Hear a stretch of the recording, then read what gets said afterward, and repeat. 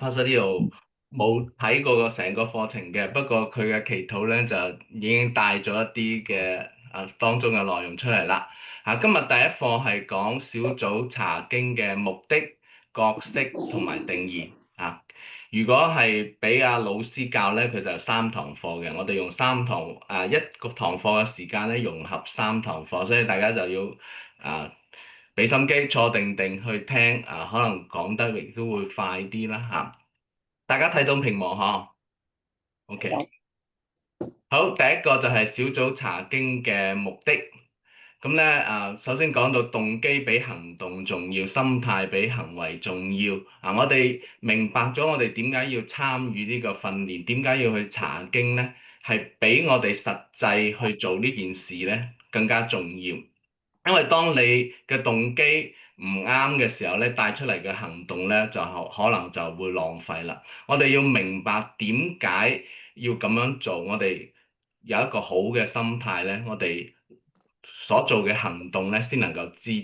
堅持啊。無論今日你係點解要參加呢個培訓嚇，無論你係想學多啲嘢，或者係禮拜日冇乜時間去做其他嘢橫掂都有時間咁嚟聽一聽啦。定係真係你想喺呢個課程裏邊去重新去組織翻你以往帶小組查經嘅一啲嘅經驗係咪啱去 reflect 翻嚇？咁老師點解要去做呢個培訓？點解佢到今時今刻都要寫書去教訓人咧？佢唔放棄咧，就係因為佢當初神俾佢一個好強嘅感動，去培訓工人，去將呢個福音去傳俾國內嘅弟兄姊妹，所以佢到今時今日仍然可以咁樣去做。首先小組查經嘅第一個目的就係遵行神嘅心意，就係啱啱 Pastor Leo 祈禱當中嘅去提到呢一點。咁我哋睇一次經文，《以斯拉記》嘅7章10節，以斯拉定志考究遵行耶和華的律法，又將律法典章教訓以色列人。你留意到考究遵行，考究就係查，咁你要遵行，即係你查咗之後咧，你要行出嚟先可以以至到你行咗之後咧，先可以教訓。好多時候人就係好中意教訓人，但係卻沒有考究遵行呢一步驟佢好多時候就係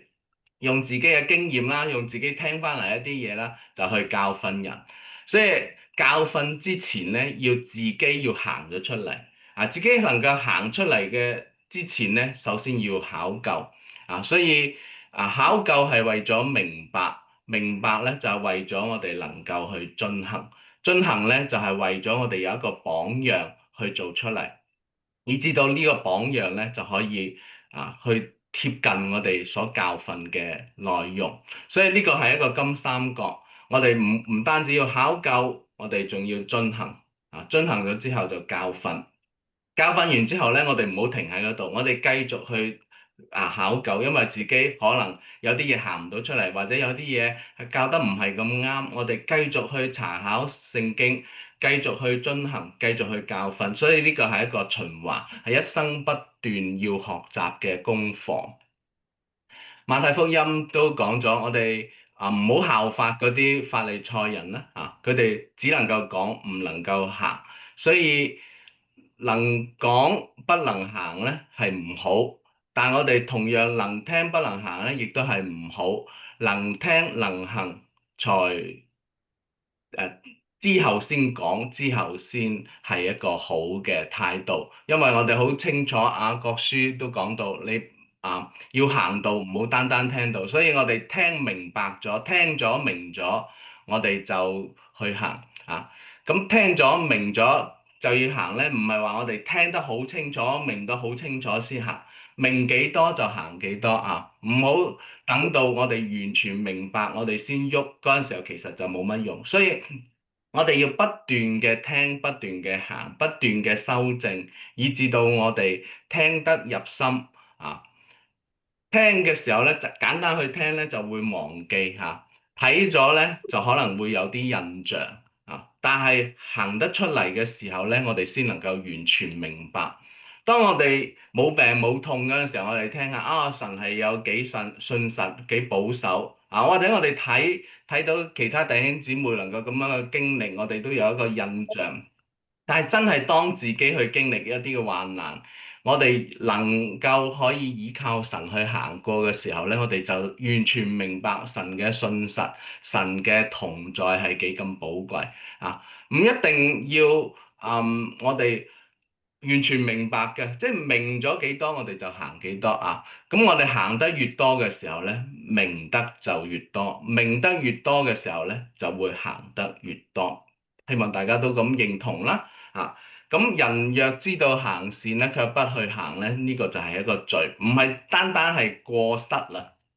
啊，好多時候我哋用過失啊或者錯誤去將呢個罪去淡化咗，所以雅各書講到，如果我哋知道要行嘅，我哋卻不去行咧，呢個係一個罪嚟㗎。咁呢個係老師嘅原話嚇，佢話查經嘅時候咧，如果冇提及應用咧，係組長嘅罪。但係查經之後咧，大家冇個個組員冇用出嚟咧，就係組員嘅罪啦。就即因為佢哋聽咗知道佢冇行啦嘛，所以就係一個罪。咁我哋查經第一個目的就係為咗教導人遵行神嘅心意。第二個目的就係合乎神嘅心意。咁咧聖經大家都好熟啦。提摩太後書3章16、17節咧，就教我哋咧呢個聖經係於教訓、督責、使人歸正、教導人學義都係有益嘅，叫屬靈嘅人得以完全。得以完全，新漢語譯本咧就係得到充分嘅準備，新譯本咧就話裝備好啊。呢個裝備好啊，或者得到充分嘅準備，得以完全，唔係喺嗰度就停啦。其實係要預備我哋行各樣嘅善事，即係符合神心意嘅事情啦。即係所以我哋要完全，其實我哋都係要行嘅。罪嘅兩方面就係一個就係做咗唔應該做嘅嘢，第二個就係唔做應該做嘅嘢。所以我哋要完全嘅時候咧，我哋真係要預備我哋自己去行出神嘅心意。其實我哋知道冇一個人可以完全嘅，我哋每一個人靠住自己都係有這樣那樣嘅毛病當我哋仍然喺肉身受到呢個捆綁控制嘅時候咧，我哋好難完全，就算你有幾刻苦幾深都好啦。好多時候我哋唔能夠達到完全，但係我哋需要，我哋知道，我哋要一步一步嘅向前去更接近完全。呢個就係希伯來書6章1節講到，我哋要離開基督道理嘅開端，要竭力進到完全嘅地步。進到完全嘅地步係一個過程。完全嘅目標係唔變，但係我哋每一日咧可以向前邁進一少少。我哋所在嘅位置咧，我哋要變，唔好話今日同琴日嘅位置係一樣。我哋不斷向住我哋呢個既定嘅目標咧，就要向前。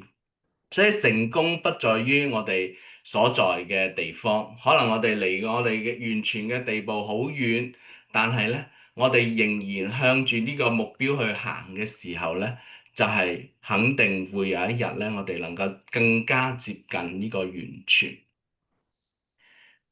羅馬書亦都教我哋我哋心意要更新而變化，重點就係我哋要改變，唔係話我哋有好多錯要改錯，但係我哋有時候明白神嘅心意唔夠嘅時候咧，我哋要改進，所以叫我哋咧去察驗何為神的善良、純全、可喜悅嘅旨意。人要不斷嘅查經，明白神嘅心意嘅時候咧，我哋嘅心意就可以更新，不斷嘅變化。呢個變化就係要改進啊！我哋有一啲修正，我哋有一啲嘅錯誤啦，我亦都要改進。我哋有時候以為明白啦，其實唔係完全明白，但係我哋不斷查經嘅時候咧，可以幫助我哋。所以查經咧，第一個就係為咗教導人遵行神嘅心意，第二個咧就係要裝備人合乎神嘅心意，第三個咧就係完成神嘅心意啊。約書亞記1章8節，大家好熟悉嘅經文。這律法書不可離開你的口，總要晝夜思想，好使你謹守遵行這書上所寫的一切話啊。如此，你的道路就可以亨通，凡事順利。我哋成日找住係最後嗰段啦，你嘅道路亨通，凡事順利。但我哋唔記得神俾我哋一個教訓，就係我哋要晝夜思想佢嘅話語，唔離開你嘅口咧嘅意思就係我哋要講，我哋要分享，我哋要討論啊。呢個律法書唔係淨係我哋自己個人修行嘅一個工具。呢個律法書其實係要我哋去分享神佢自己嘅美善啊！我哋喺小組裏邊可以討論，喺弟兄姊妹之間可以去講，可以去談論。我哋教導我哋嘅兒女都呢啲都係離開你嘅口啊！所以呢度唔係講不可離開你的心啊，係不可離開你的口啊！咁我哋要開口嘅時候咧，我哋要晝夜思想，即係晝夜思想嘅意思咧，就係我哋要隨時隨地。有一個好嘅方法就係我哋一日至少背一節嘅經文，呢個係好低嘅要求啦嚇。一節嘅經文已經係好低嘅要求，或者你背幾節嘅經文，讓呢幾節嘅經文不斷反覆喺你嘅心裏邊去記住，咁你就可以行出嚟行出嚟嘅時候咧，你亦都可以分享同人分享你點樣去記低呢段經文，呢段經文對你今日有咩幫助？以至到你行嘅時候咧，你就知道哦，原來你係按住神嘅心意去行，不可離開你嘅口，為嘅係我哋要明白我哋要幫助弟兄姊妹一齊去明白記低呢啲聖經嘅教導、神嘅教導。我哋晝夜思想為嘅係要記住我哋明白，我哋要記住聖經，查考聖經可以幫助我哋能夠明白，能夠記低記低唔一定會記起，但係需要嘅時候咧會記得哦，原來我哋曾經查過呢段嘅經文好使你謹守遵行，為嘅就係我哋要行出嚟我哋唔知道而行咧。即係我哋唔明白而去行嘅時候咧，我哋係冒險即係好危險嘅。即係我哋以為係啱，其實好多時候就搞錯咗事情。如果我哋知而不行咧，即係我哋知道而唔行出嚟咧，就係一個浪費如此你嘅道路可以亨通，凡事順利。我哋諗一下，約書亞或者以色列人佢行啲咩路咧？就係要進入迦南我哋今日我哋要行啲乜嘢？我哋嘅道路亨通，其實講緊係乜嘢咧？我哋原來係行喺我哋嘅神嘅心意當中，所以道路亨通，凡事順利，唔係講緊我哋覺得自己要做啲咩事情嗰陣時候神祝福我哋，唔係嘅，原來我哋晝夜思想，謹守遵行，或者不可離開我哋口，最終嘅目的係讓我哋行喺神嘅心意當中即係不離開口，為的是明白；晝夜思想，為的是要記住；謹守遵行，為的是要完成。就係我哋可以行喺神嘅心意裏邊，呢個就係神俾約書亞俾我哋每一個跟從佢嘅人嘅使命。要完成呢個使命咧，我哋必須要明白神嘅心意明白咗之後咧，我哋要遵行以至到我哋可以完成神嘅心意。神都係應許與約書亞與以色列人與我哋同在嚇。要有神嘅同在咧，我哋要先有神嘅同工，以至到咧我哋有神嘅同工咧，我哋要先與神同行。我哋好多時候就係神與我哋同在，神與我哋同在，但係我哋冇配合神嘅工作，我哋更加冇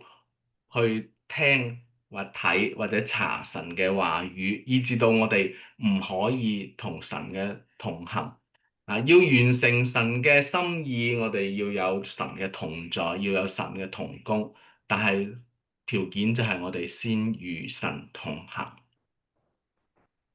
生命我哋需要有一個成長，我哋使命亦都需要去承擔。所以回顧一下查經嘅目的，就係查經為咗教導人進行神嘅心意，裝備人合乎神嘅心意，幫助人完成神嘅心意。唔單止要明白，亦都要有回應；唔單止有感動，亦都要有行動。我哋好多時候，教會有好多嘅問題，弟兄姊妹有好多問題，就係講得唔夠明白講嘅人包括我在內啦，好多時候講得唔清楚，咁咧我哋用嘅時候咧，亦都用唔到出嚟。所以查經係為咗明白，為咗遵行，為咗改變，要我哋聽得入去，亦都要用得出嚟。以致我哋可以改得過嚟。查經係為咗教導人遵行神嘅心意，裝備人合乎神嘅心意，幫助人完成神嘅心意。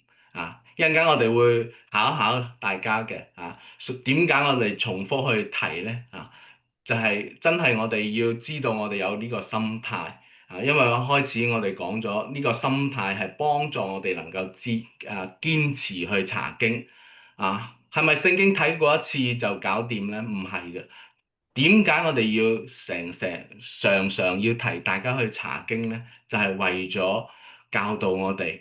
去遵行神嘅心意，裝備我哋完成合乎神嘅心意，幫助我哋完成神嘅心意。查經係為咗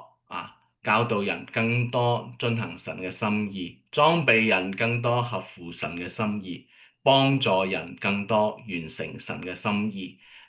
點解要查經呢？為咗自己，為咗別人，亦都為咗教會，更加為咗神。我哋要好好嘅學習，好好嘅查經。我哋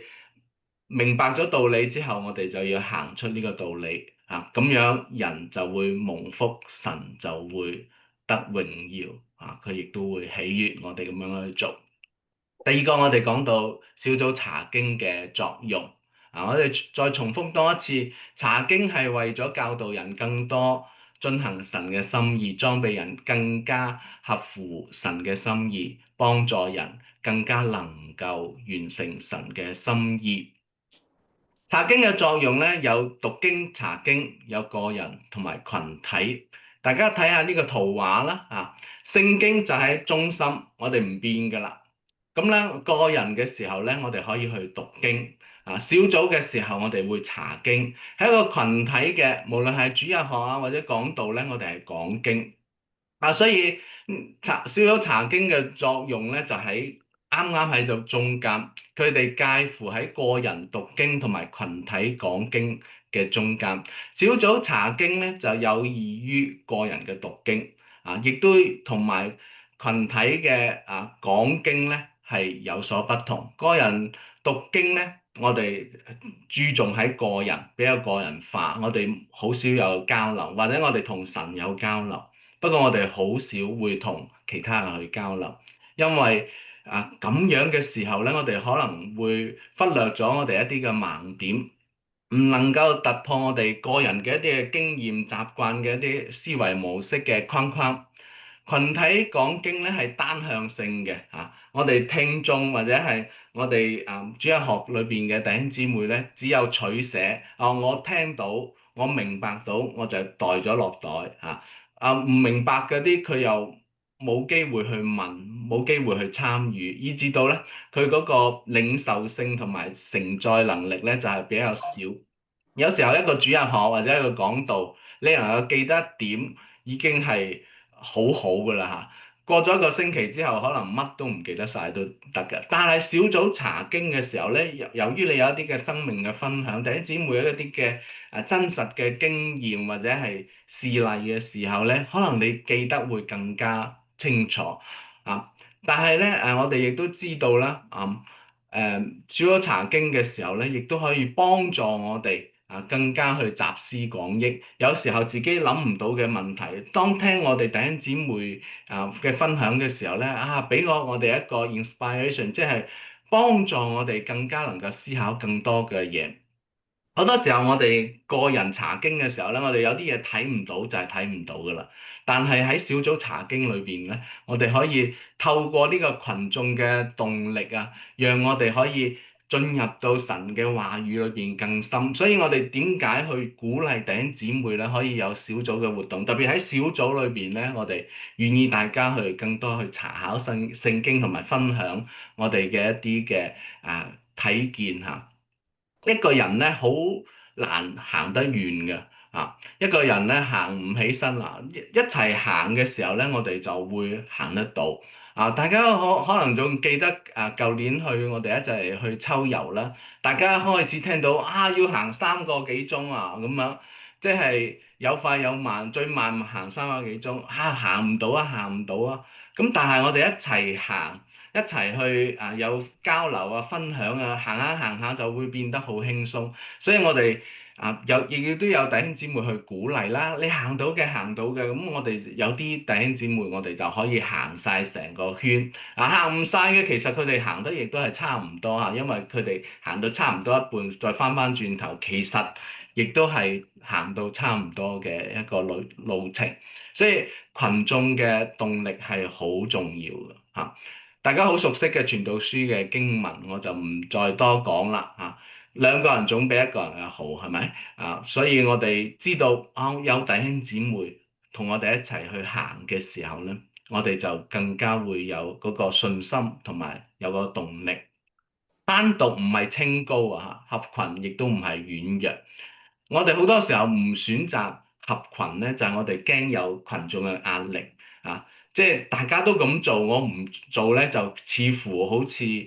俾咗我好多嘅心理壓力。所以其實我哋要想進步，真係想改變改進嘅時候咧，我哋係一個群體咧，係好重要嘅有一句話叫做單獨犯罪容易，單獨追求困難。一個人嘅時候，好容易做咗好多嘅嘢，自己都想像唔到嘅冇法律嘅約束，冇家人或者朋友睇見，可能我哋做嘅嘢，連自己都諗唔到會做到嗰啲嘅嘢但係咧，一個人去追求咧，就係好困難。一個人追求嘅意思咧，就係我想做好啲嘅嘢。好多時候，我哋一啲嘅惰性或者去怕一啲嘅困難嘅時候咧，我哋好難去一個人去追求。所以箴言書27篇17節咁樣講：鐵磨出刃嚟，朋友相感也是如此。好多時候我哋驚人同人之間嘅衝突，以致到我哋好害怕同人去交流。但係有時候就係有啲嘢講出嚟，會越講越明白，越講越清楚。大家清楚啦，大家明白啦，我哋做朋友嗰陣時候咧，你就會個交流咧會更加深。所以人唔要敏感，要敏鋭；人要老練，必須要操練。我哋查經可以操練我哋嘅思考，我哋喺小組裏邊，我哋發問、聆聽、表達我哋都可以去操練我哋嘅忍耐、包容。我哋每一次可能小組嘅查經裏邊最缺乏一樣嘢咧，我感覺我亦都係觀察到，就係我哋好少有總結，因為我哋一講個問題講到好深就拆開咗，我哋好難去總結翻嚟，我哋亦都好難有一個好實際實在嘅一個應用。好多時候我哋就講讀經祈禱傳福音就搞掂啦，已經係好好嘅一個應用啦。但係點樣去讀經呢？點樣去祈禱呢？點樣去傳福音呢？好多時候我哋就係要靠個人修行、個人嘅領會，以至到我哋好多時候呢，就唔能夠真係好能夠遵行神嘅道。討論完咗啊！之後過翻嘅生活就係以往幾廿年嘅一個習慣嘅模式去做，所以小組查經嘅作用咧，有讀經同埋查經啦，有個人同埋群體就可以使到人更加能夠遵行神嘅道啊。讀經查經單向互動誒單向係好容易嘅互動係好難嘅。好多時候我哋都驚，即係呢啲個困難弟兄姊妹發問點咧，我就好多時候就會講，等到大家冇機會去發問，我亦都唔需要回答，係咪？容易唔一定係有效往往唔容易你覺得聽道容易定係查經容易咧？啊，嗯。梗係聽到容易啦，就係帶耳仔嚟就得啦。咁你查經嘅時候咧，你就要去分享好多時候我哋弟兄姊妹驚講錯嘢，以致到我哋唔敢去分享。喺一個群體裏邊，哎呀，我唔講就唔錯，唔做亦都唔錯即係讓人睇到哦，其實完全係冇毛病嘅，因為你唔講唔做啊嘛。即係冇人有機會揾到你嘅錯嘅地方所以聽到容易咧，定係查經容易咧？但係容易咧唔一定有效即係我唔講唔做，好容易嘅事情，但係我冇辦法去讓自己去改進有效往往係唔容易嘅所以好多時候咧，我哋係要經過一啲唔容易，以至到我哋能夠達到神俾我哋嘅心意唔好為咗舒服，我哋就唔信服願意為咗信服咧而唔舒服。我哋好多時候想舒服咧，就所謂我哋嘅 comfort zone，我哋就好難去改變自己，好難去信服神俾我哋嘅教導。查經點解咁重要咧？我哋使徒咧亦俾我哋一啲嘅吩咐係會有啲人去攪擾我哋嘅，佢哋會將基督嘅福音去改咗。我哋成日好多時候聽啲道理嘅時候咧，如果我哋唔係真係明白聖經，冇知道聖經係點樣講嘅時候咧，啲人去攪擾我哋嘅佢哋會將啲福音去改變咗。有假師傅啦、假先知啦，或者係異端，佢哋咧會起身去講一啲説話咧，去攪擾我哋所以約翰亦都提我哋一切嘅靈咧，你哋不可都信，總要試驗那些靈是出於神的，不是。因為世上有好多假先知已經出嚟，所以我哋要明辨，就係要靠神嘅話語去幫助我哋。希伯來書嘅作者亦都係提醒我哋啦，我哋唔能夠只能吃奶唔熟悉仁義嘅道理我哋要長大成人先能夠吃嗰個乾糧，就係讓我哋嘅心竅可以雜念得通達，就能分辨好歹啦。所以我哋需要有辨別嘅需要啦，明白嘅需要啦，行道嘅需要辨別係幫助我哋有呢個思考嘅能力。我哋有思考嘅能力咧，我哋就可以幫助我哋能夠辨別到表達嘅能力係無論係小組啦，或者我哋弟兄姊妹嘅分享，我哋嘅表達係幫助弟兄姊妹可以明白聖經嘅道理所以我哋要表達得好清楚，有時候咧就唔能夠去入一啲嘅灰色的地帶。好多時候我哋講嘢咧，就為咗表示自己唔錯咧，就表現得好圓滑我哋喺表達嘅時候咧，就冇真係按住聖經所教導嘅去表達。咁榜樣嘅能力咧，我啱啱一開始都已經講過啦。我哋明白咗，我哋自己去進行，就成為咗個榜樣。人哋睇到呢個榜樣，哦，真係行到出嚟嘅，佢就有信心一齊去同行啊！好多時候我哋就係睇係睇得到，但係講就講唔明白，更加行唔出嚟嘅時候咧，就冇幫助弟兄姊妹去能夠去辨別聖經嘅教導，明白聖經嘅教導，以致更加冇能力去按住神嘅心意去行出嚟。即係小組查經嘅作用咧，就係可以使到人更加能夠講解神嘅道啊。小組查經就可以使人更能遵行神嘅道，可以使人更能講解神嘅道。查經係為咗明道、行道、傳道啊。傳神嘅道理啊，唔係話要你去做傳道人啊！查經係為咗我哋去明白神嘅道理，去行神嘅所指示嘅教導啊，亦都係可以去分享傳出神嘅信息。所以查經係要聽得入去啊，用得出嚟，改得過嚟，記得起身啊，亦都係講得深入。為嘅係人可以遵行神嘅心意，合乎神嘅心意，完成神嘅心意。好啦，我講咗好多啦，咁啊可以大家去開咪啦，去嘗試回答一下小組查經嘅三個目的，有冇人想填一下空啊？查經係為咗教導人乜嘢嘅心意咧？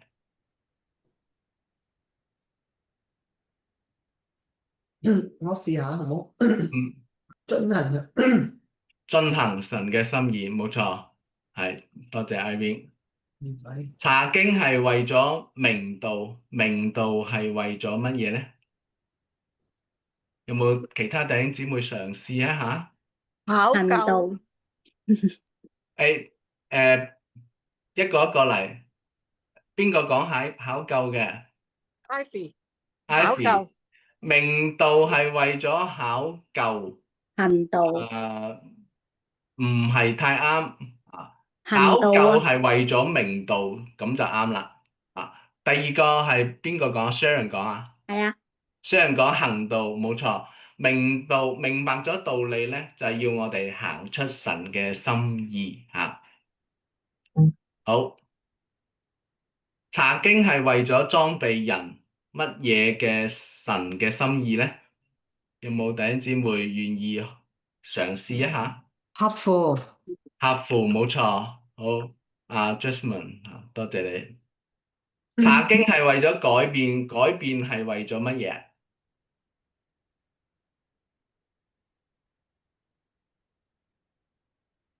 呢個可能難啲，因為淨係講過一次。查經係為咗我哋每一個人可以改變，改變唔一定係為咗改錯㗎，可以讓我哋更加完全。所以改變係為咗乜嘢咧？完全。為咗完全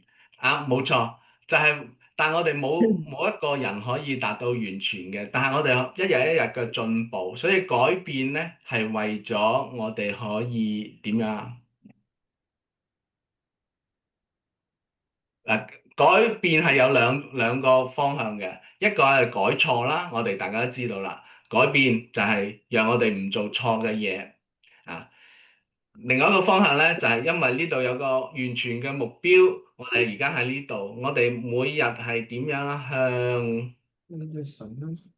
向前行咯，所以就係改變係為咗改進我哋每一日都進步改變係為咗改進，所以我哋唔好驚改變改變係讓幫助我哋能夠更加完全，所以係改進OK，查經係為咗幫助人點樣啊？神嘅心意，完成係咪啊？完成神嘅心意，冇錯啦，啱。好，查經係為咗成長，成長係為咗乜嘢？呢個亦都係比較難啲，因為亦都係講咗一次冇重複講好多次。查經係為咗我哋能夠成長啦，成長係為咗我哋可以成乜嘢咧？啊，因為老師成日都用呢啲字讓我哋能夠記得清楚嘅，所以成乜嘢咧？成長係為咗成功，成聖，成聖。我哋嘅成長係有一個目的嘅，就係神俾咗我哋有個使命，要讓我哋成乜嘢使命咧？成全，嗯嗯係咪成全啊？成全，成全使命。OK，好，公佈答案就係承擔，即係成長咧，就係為咗我哋可以承擔神嘅使命即係成長咧。所謂嘅成長咧，唔係講就得㗎啦。好多時候我哋可以承托神嘅使命，承擔神嘅使命嘅意思咧，好多人驚參加呢個訓練啊。我諗第一個好驚嘅一樣嘢咧，就係你學咗呢個。好多時組長話你學咗啦，你不如帶一次試下啦咁樣，就為咗唔去承擔使命咧，我哋唔想成長好多時候就係我哋知道長大成人咧，你就會有多啲嘅責任你去做工啦。你細個嗰陣時可能淨係食飯瞓覺咁慢慢長大嘅時候咧，你就要讀書啦要幫爹哋媽咪啦，或者我哋嘅長輩去做一啲嘅家務啦到我哋出嚟工作嘅時候咧，當我哋嘅能力越嚟越進心嘅時候咧，我哋嘅老細咧就要俾多啲嘢我哋做啦。所以成長係為咗我哋能夠承擔嘅，唔好怕承擔而不成長因為我哋有查經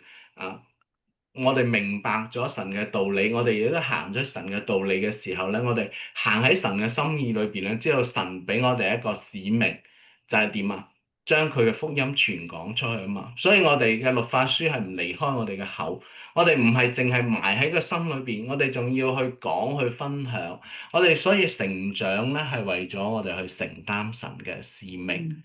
同神一齊去同工好，小組查經嘅兩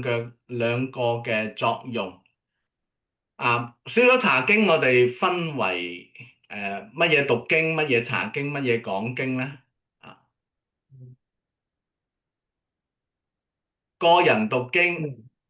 群體講經中間就係小組查經所以有中間個圖畫聖經就喺中間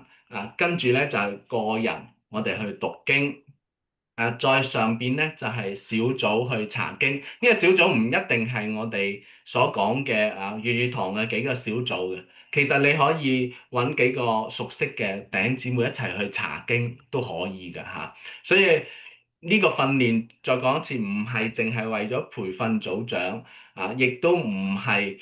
你參加完培訓咧，我哋就揾你去做組長去查經，所以大家唔使擔心唔使擔憂呢樣嘢。你其實可以揾幾個相熟嘅弟兄姊妹一齊去查經，呢啲係神所喜悅嘅事情群體講經即係比較大部分嘅主日學講道咁樣，咁咧就係會係將一個單向嘅一個人嘅領受喺聖經裏邊，喺神嘅話語裏邊嘅領受去講解出嚟但係咧，如果我哋冇通過一個個人嘅讀經或者小組嘅查經，呢個群體嘅講經，嗰個講經嘅人咧就會唔會成長嘅佢冇經過前邊嗰兩項嘅時候咧當我哋聽道嘅人亦都係啦。當我哋冇個人嘅讀經，冇小組嘅查經咧，你單向去接收群體嘅講經咧，對你其實都係冇乜大嘅幫助嘅。所以我哋好鼓勵個人要讀經，小組要查經，以至到我哋群體講經嘅時候咧，個受眾係更加大。小組查經可以更深嗰個下邊個橫線咧，就係讓我哋可以集思廣益，讓我哋能夠知得更多唔係單單停留喺個人。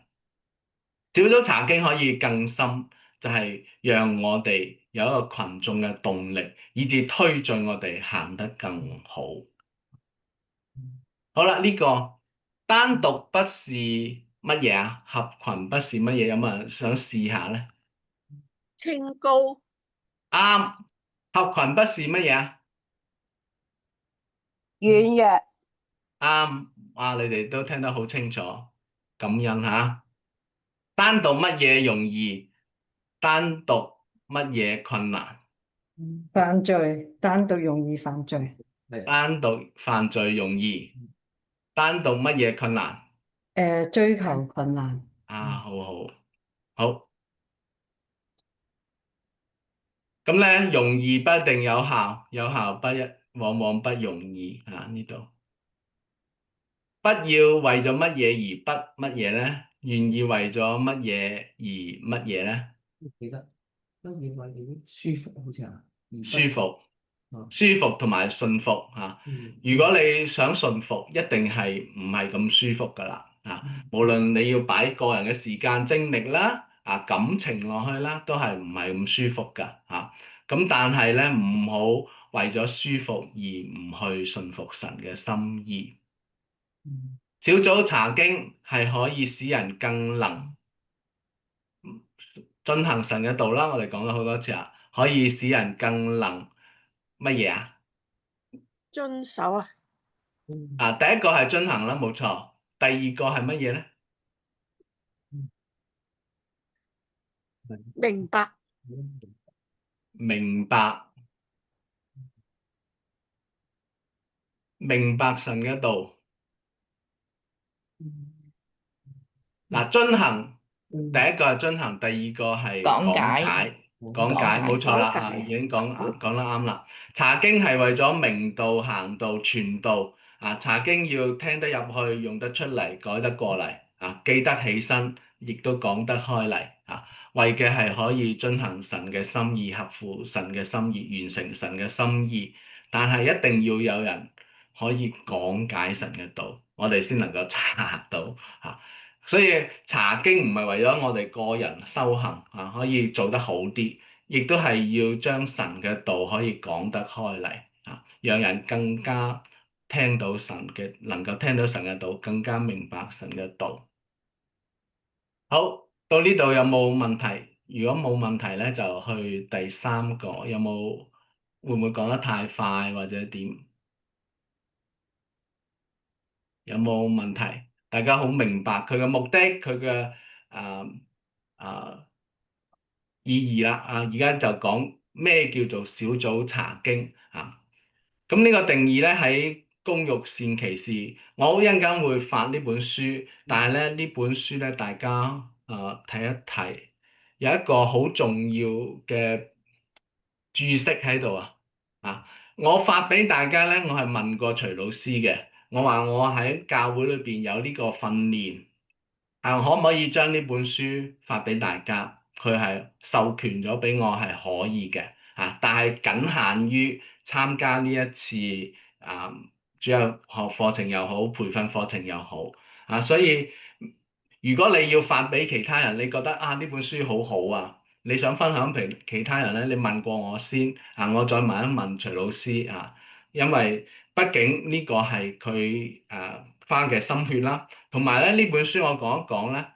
就啱啱我講個人會有盲點嘅，佢呢本書去印成印刷本嗰陣時候咧，今次我哋喺呢個訓練裏邊咧，我哋再睇嘅時候咧，我哋發現有好多嘅錯啦咁老師係最新更新咗嗰啲錯嘅，所以你呢個版本咧就少咗好多錯，我唔能夠講完全冇錯咁就好多錯嘅地方咧就會改咗嘅，可以大家會即係千祈唔可以轉發呢本書，但係你可以真係完全用呢本書去睇你如果有紙嘅書咧，你會發現呢本書咧亦都係改咗一啲嘅地方嘅，所以呢本書係最新6月初嗰陣時出爐嘅重新去改過。好啦，喺31頁同埋45頁裏邊咧就講到小組查經嘅，所以大家攞到呢本書之後咧，去睇下31頁到45頁小組查經係一組人喺一段有限嘅時間內我哋小組好好嘅，每一次講一個鐘查經咧，大家分享3個鐘，所以其實即係會有啲弟兄姊妹會覺得太長啦，所以喺一段有限嘅時間內喺一位組長嘅帶領下去查考聖經，以至到明白並且應用所查考嘅內容所以我哋知道係一組嘅人啦，呢組嘅人咧喺本書裏邊咧講到最多唔好多過12個人但係咧最少有3個人。如果2個人咧就係1對1，就唔算係一組人啦一個帶一個咁樣去查經嘅啫。咁最少啦，我諗4、5位啦3位都係少咗啲。咁但係有一段限制嘅時間裏邊咧，喺一位組長嘅帶領底下去查考，所以有限嘅時間裏邊咧，我哋真係唔需要話我準備咗幾多，我一定要完全急住去帶領。主日學唔同啦，我準備咗好多，我想喺呢個課程裏邊去完成嘅時候咧，可能我有時會急啲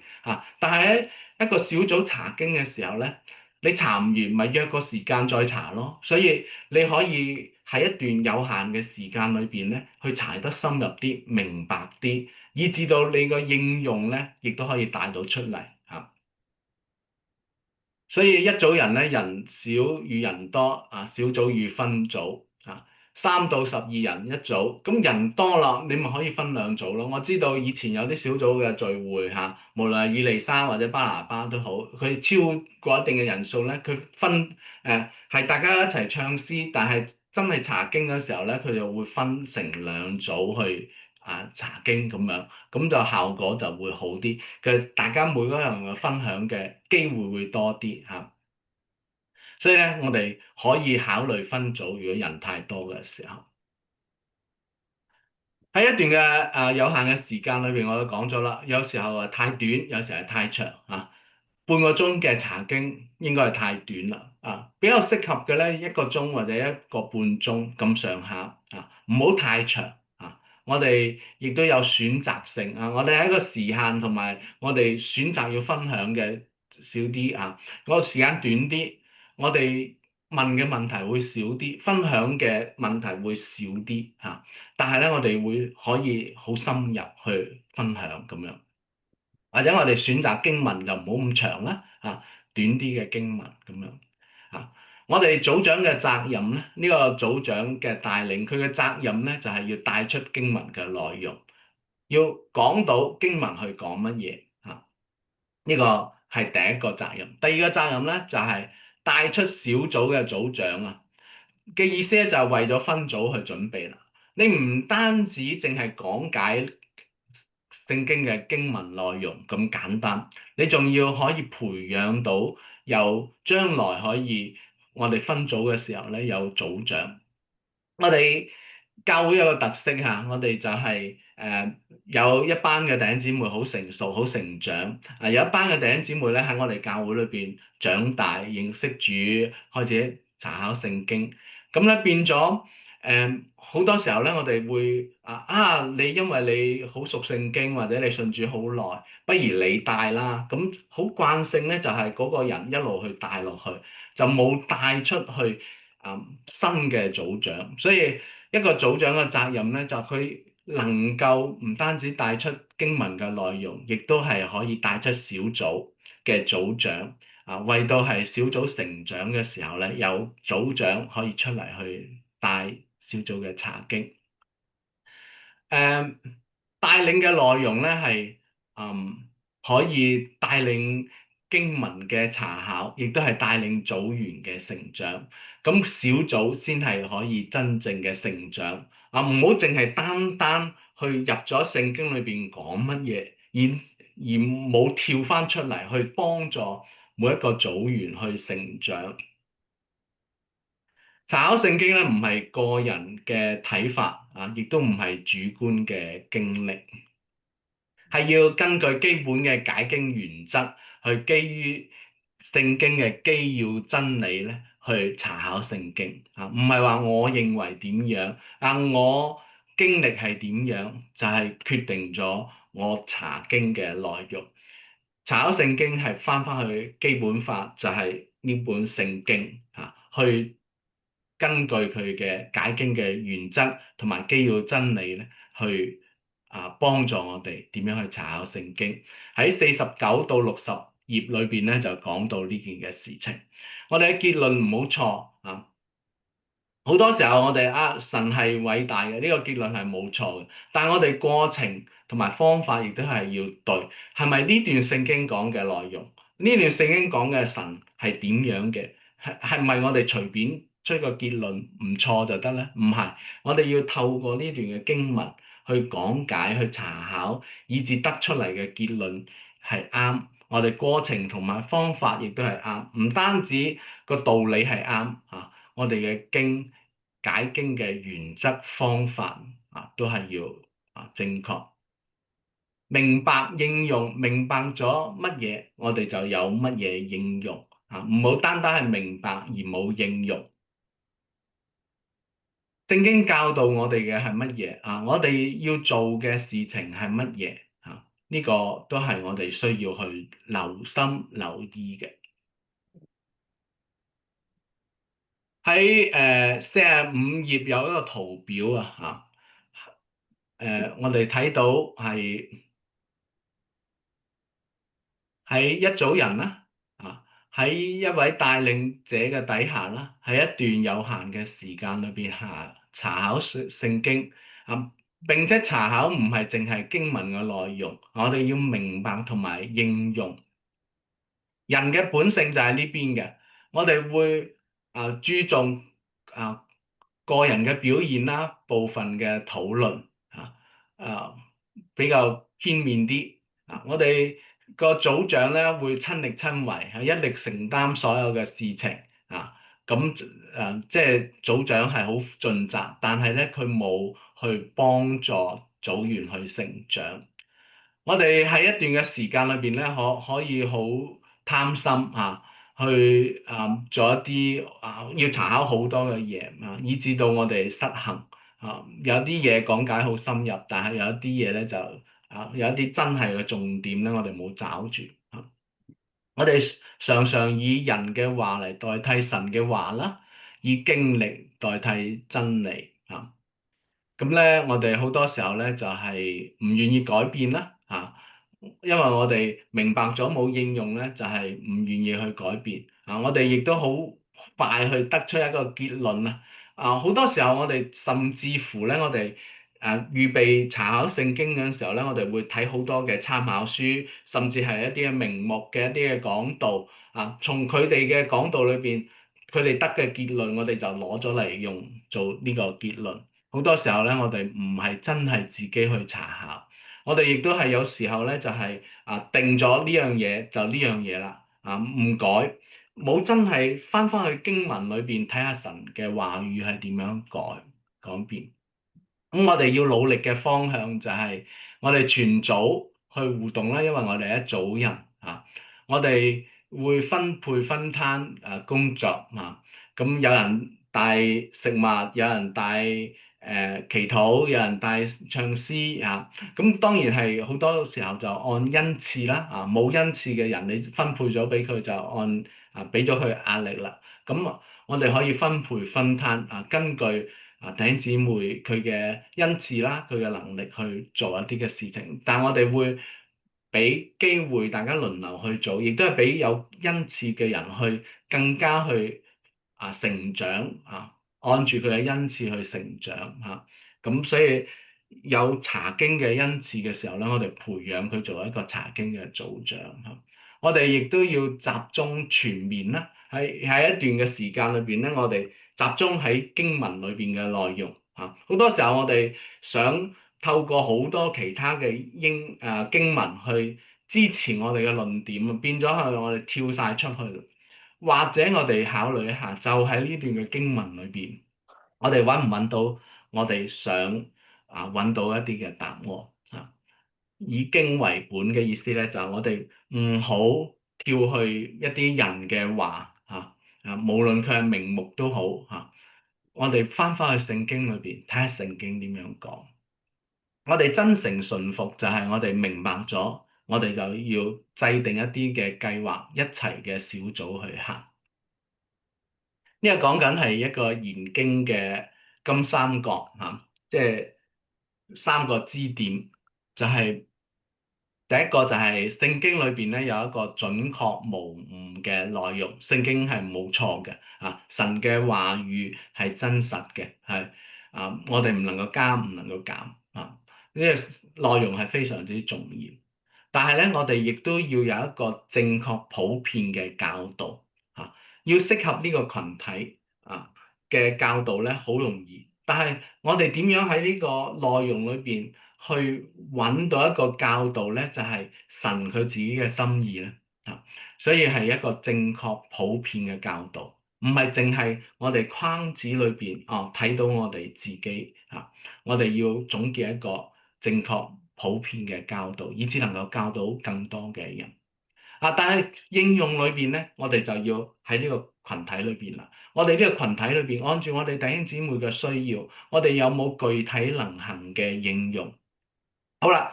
你講讀經祈禱，好讀經。如果小組裏邊有啲弟兄姊妹佢根本唔知道點樣讀經，我哋點樣教導佢哋由零開始去讀經咧？或者呢個小組裏邊好多弟兄姊妹已經基本上全部弟兄姊妹已經有讀經嘅習慣啦。我哋唔能夠淨係齋講讀經啦。我哋或者我哋有一啲具體能行嘅應用，就係我哋喺一齊讀經嘅時候，點樣揾出一啲嘅真理？我哋點樣去行出嚟去提醒大家，唔單止淨係明白聖經嘅道理，我哋亦都能夠應用出嚟所以呢個金三角講緊嘅咧，就係嗰個內容咧，就係當時當地聖經裏邊所講嗰個地理環境嘅一個內容。我哋揾出一個隨時隨地嘅教導咧，就係當時又適用，而家又適用，將來亦都適用嘅一個普遍嘅教導呢個原則。此時此地嘅應用咧，就好多時候我哋就係今日呢個環境，我哋嘅無論係地緣政治世界局勢好多嘅時候，我哋今日點樣可以？今日我哋睇到嘅經文，可以今日點樣去用可能30年後或者無論出年又查翻同一段嘅經文都唔緊要嘅。出年嘅環境可能同今年亦都係唔一樣，所以個應用係可以根據當時當地嘅一個此時此地嘅一個應用當時當地係唔變㗎啦，就係聖經裏邊講嘅嗰段嘅歷史嘅一個內容係咁樣㗎啦。隨時隨地咧就係幾時都可以適用嘅一個教導此時此地嘅應用咧就係當時嘅一個環境。所以查經嘅應用咧，唔係目標，係達到目標嘅途徑唔係結果，係產生結果嘅方法要有讀經嘅習慣。啱啱講咗我哋點樣可以培養一個讀經嘅習慣我哋可以做乜嘢可以幫助弟兄姊妹有一個培養讀經嘅習慣咧我知道有啲弟兄姊妹自己花加倍嘅努力去幫助一啲有需要嘅弟兄姊妹一齊去查經。佢明明自己已經有好忙碌㗎啦，但係佢亦都係願意去咁樣去做，真係幫助。所以重點咧就係我哋要真係可以道成肉身，我哋明白咗，我哋就要行出嚟。重點嗰個應用咧就係真係我哋可以透過我哋自己能夠完成嘅一個方法途徑，可以產生影響，鼓勵弟兄姊妹可以一齊按照呢個方法去行但未必一定係每一個弟兄姊妹都有可以跟住呢個方法，所以就係點解我哋要一齊行咯？眾人去一齊行嘅時候，諗到好多嘅方法，可以大家彼此去鼓勵，一齊去行好多時候我哋要講彼此相愛口頭禪彼此相愛，但係具體點樣可以去做到呢點咧？我哋好多時候就冇跟住去諗一啲嘅方法，諗一啲途徑去幫助我哋所以應用就係途徑係方法，但係最終嘅目的係讓我哋遵行神嘅教導最終以至到我哋能夠可以講解神嘅教導。小組查經係一組人喺一段有限嘅時間裏邊，喺一位組長帶領下去查考聖經，以至明白並應用所查考嘅內容。查經係為咗教導人更多遵行神嘅心意，裝備人更多合乎神嘅心意，幫助人更多完成神嘅心意。點解要查經呢？就係為咗自己，為咗別人，為咗教會，為咗神。我哋要好好嘅學習，好好嘅查經，明白道理之後，我哋就行道。咁樣呢，我哋教會蒙祝福，人又蒙祝福，但係神自己會喜悅。查經係為咗明道、行道、傳道。查經係為咗要聽得入去，用得出嚟，改得過嚟，記得起嚟，講得開嚟。為嘅係人可以遵行神嘅心意，使人可以更加能夠遵行神嘅道，可以使人更加能夠講解神嘅道。